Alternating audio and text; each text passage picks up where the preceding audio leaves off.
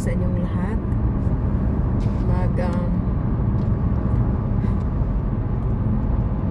Sabi nila magkapira daw sa video. So, oops. Andito po ako, nagda-drive early in the morning, going to work. Tingnan natin pag may pera ba sa video. Hindi ko alam. Sabi nila, bakit hindi ka teka na, ano ba yung ko? Picture ko. Sabi nila, ba't hindi ka video while you're driving? Magkapira daw. Tingnan natin pag merong magbigay. Ang hirap pala pag magsalita ka ng mag-isa. And ano pa ba rito? Yung paa mo nagtatrabaho, yung kamay mo naghawak ng manubela, yung tainga nag-listen sa traffic. Tapos kung minsan gutom ako minsan gutom, at saka kung minsan nag-overspeed. Grabe naman dito ka-foggy. So it's very foggy this morning, and driving to work. Ano pa bang topic natin ngayon na interesado?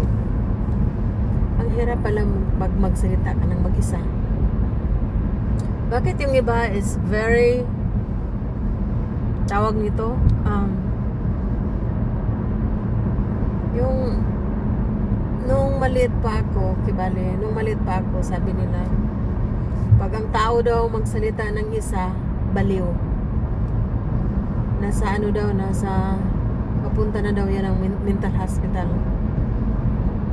So ngayon sa panahon na to, magsalita ako ng mag-isa, baliw na rin ako. Marami na tayo. Saka bakit yung iba is they're very expert to talk to themselves. Kung minsan nandito lang ang isip lang natin nagsasalita, ngayon isip at saka sarili nagsasalita. Pag lahat ng tao ay napasok sa mental, siguro ang laki ng facilities. So nangangailangan ng mga maraming tao, ng mga healthcare support workers, mga doctors,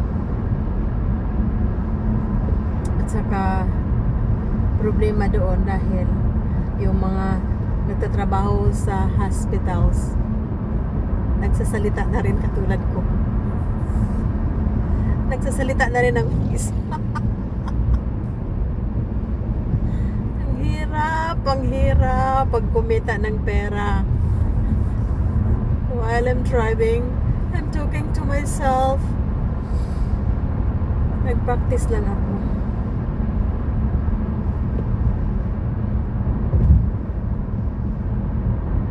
Ano ba yan? Tingnan ko, baka may pulis. It's a beautiful morning. Ang bilis ng takbo. Ano pa bang nito? Lalagay dito. Oops, ano ba yan?